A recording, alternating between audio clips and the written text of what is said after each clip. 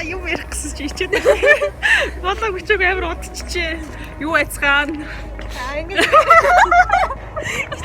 Өнөөдөр 11 сарын 1-ний өдөр байна. Тэгээд амгаахын 7 дахь жилийн амьдрал үргэлжилсээр л.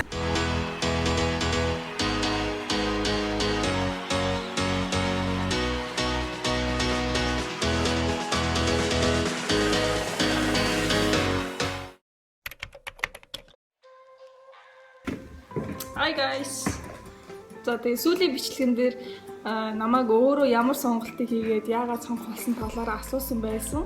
Тэгээд би одоо бол резидентийн шалгалтанд бэлтэж байна. Тэгээд удахгүй резидентийн шалгалт болно.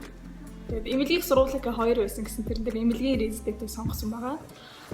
Тэгээд төгсөөд ерөөхдөө бол ингээ 3 сонголт үндсэн 3 сонголт байсан алийг сонгосон гэхээр резидент байгаа. Яагаад резидентээ сонгосон гэхээр эхлээд сайхан нарийсж мэрэгшиж аваад тэгээд ажил дээрээ гараад явбал илүү зүгээр юм байна гэж бодсон. Яагаад тэгэхээр нөө одоо орчин цагийн онцлогын амжилт чинь ингээд айгүй цаг эрчимтэй ингээд хөгжиж явж байгаа учраас тэрнтэйг хөл нийлүүлээд эртхэн шиг ингээд онцлогын амжилтгээ юу болж ийн хүчин юм гэдэг судлаа. Тэгээд яхан юм мэдэж авчаад тэгээ ажил дээр гарах юм уу гэж бодсон. Тэгээд ер нь бол жилдээ Монгол улсад одоо хувийн болон улсын амгаахын сургуульд бараг л 1500-аад тэрнээс их юм уу? Тэрнээс их төгсөж байгаа. Одоо жишээлх юм бол одоо резидент болж байгаа. Тэгэхээр эмнэлгийн резидент ойролцоогоор 1600 хүн бүртгүүлсэн байна. Сургуулийнхд ойролцоогоор 1200 хүн бүртгүүлсэн байна.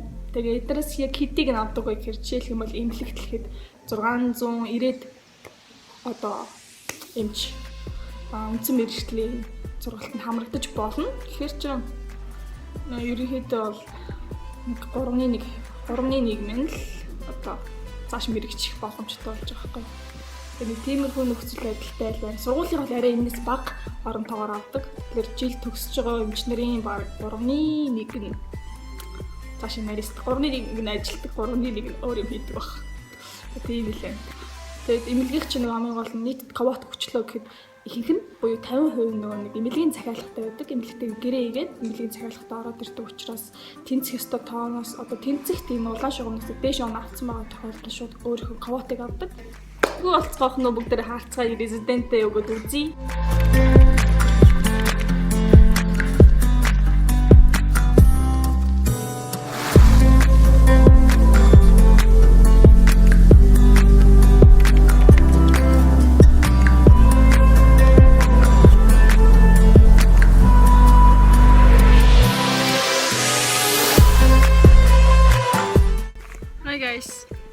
Резидентийн шалгалт болоод дууссан.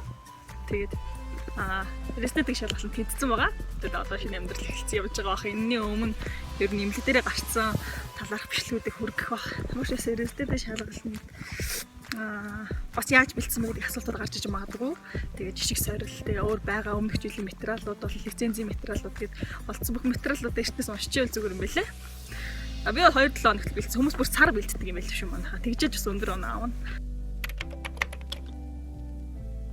Сайн уу манайха өчтөр резидентийнхаа нөгөө бүртгэлийг хийлгээд тэгээд давхар айл эмнэлэгт хуваарлагдгаа шийдсэн байгаа. Тэгээ 3 дугаар эмнэлгийг сонгосон. Өөрөө хүсэлтээр яах вэ? Ер нь бол анхнаасаа 3 гэж бодож байсан болохоор 3-ыг сонгоод орсонтай баяртай байгаа. Гэрээс жоохон хол. Тэгтээ яг бодцсон цаашдаа нөгөө мэрэгших салбар маань 3 дээр илүү их төлхөө хөгжсөн болохоор 3-ыг сонгож орсон байгаа. Тэгээд удахгүй айгүй сонин өөр амьдрал эхлэх гээл байж байна. Өөр нэмчлэх юм нь резидентийнхаа бүртгэлийг хийхдээ нөгөө нэг эмнэлгээ өөртөө сонгодог юм байл шүү. Төрүүлж очиж очирлоод бүртгэл материалтайгаа очиж очирлж байгаад тэгээд аль эмнэлэгт орохыг гээд бүртгүүлж байгаа юм чи асуунгот 1 рүү 2 рүү 3 рүү гээд хэлж болт юм байлээ.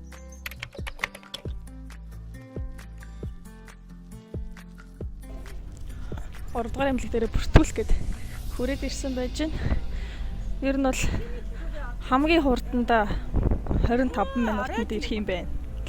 Яг үе мөчний өвчтэй хүмүүс суухад зөв үе мөчөөс салж унахаар мангар хурдан амар автобусанд суух юм бол хамгийн хурднаар л 25 минутанд бол ирэх юм байна. Замдаа судалгаа хийлээ.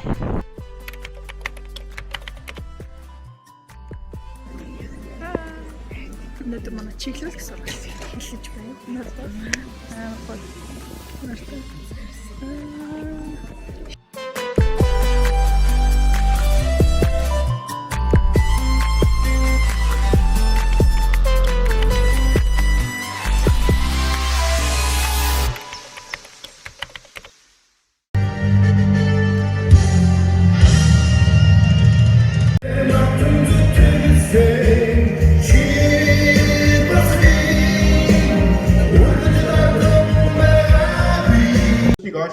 Эмпати гэдэг. Энэ их чухал аа. Тэгэхээр ер нь бол бидний өөрсдийн мэрэгжил бол бидний мэрэгжлийн хамгийн За винтлэрэ манайхаа. За одоо би Батчимыг халиуна хоёроос резидентийн хамгийн ихний өдрийн амьдрал чинь ямар байсан бэ гэж асуух гэж байна. За сонсоцгоё. Мэдгүй. Амшигтай тэмдэглэхгүй те ганц зүгээр. Амшигтай. Ямар байсан зочгүй. Одоо л хэд байгаараа байж байна. Тэр үеийн тийм сонир муухай мэдрэмж байна те. Нэг амар хямралтай мэдрэмж байна. Гэтэ одоо 3-7 хоног өнгөрсөн байна. Резидент эмчнэр болоод амьдрал дэжгүй л. Арай эмч болсон юм шиг мэдэрдэг. Арай тийм Ядаж өвчлээ загиндаг болчих. хүнтэй харьцаж байна уу. Баяа наа. Одооноос ингээд энэ блог юм шал өөр гол дөрүүд орох болно. Ой. За тэгээд блог хийхгүй удаж байгаа юм бичлэгийг хийж байна. Резидент эмчнэр эмнэлгийн хамаг ажлыг нуулдаг гэдэг бол амар үнэн байна те. Тэрнийх үнэн. Дил үнэн байхгүй. Тэгээд одоо эмнэлгийн үдээр ороод ингээл амар их ажил эхэллээ дээ. Тэгээд сайн сууж байгаа баяртай.